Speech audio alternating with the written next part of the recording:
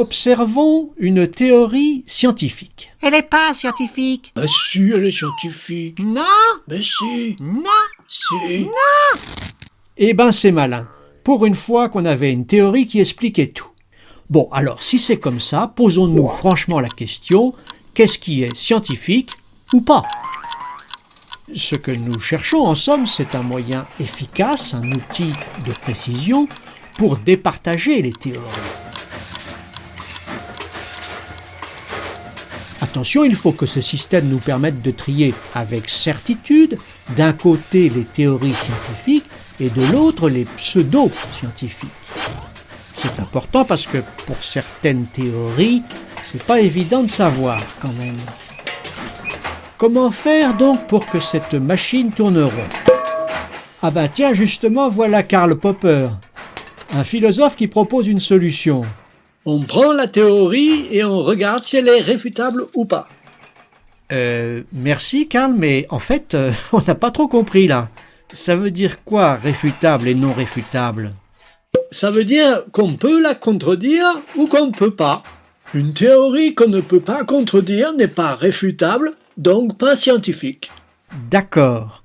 Par exemple, si j'invente une théorie du genre « Nous sommes entourés de petits êtres invisibles qui nous espionnent et se moquent de nous », si on réfléchit bien, personne ne peut prouver le contraire. Cette théorie n'est donc pas réfutable. Par conséquent, selon vous, elle n'est pas scientifique. À l'inverse, en astronomie, les lois de Newton permettent de calculer le mouvement et la position des planètes. Elles peuvent nous dire ainsi la date et l'heure précise où va se produire, par exemple, une éclipse.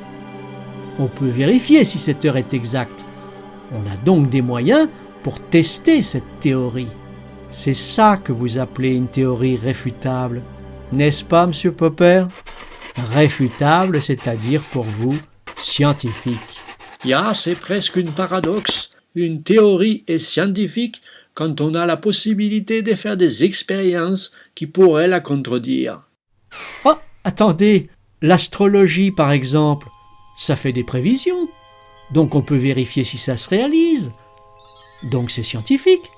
L'astrologie, Karl, tout de même.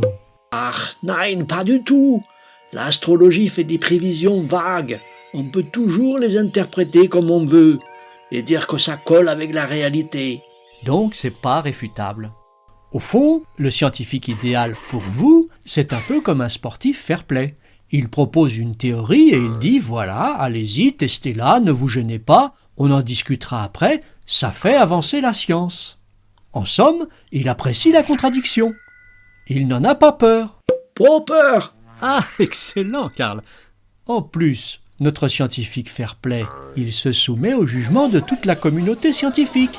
C'est ce qui permet à la science de se corriger elle-même. Mais, Monsieur Popper, est-ce que ça marche avec les sciences humaines, votre critère? En sociologie, par exemple, les observations dépendent toujours de tas de paramètres. C'est difficile de les comparer, donc de réfuter les théories avec ces observations.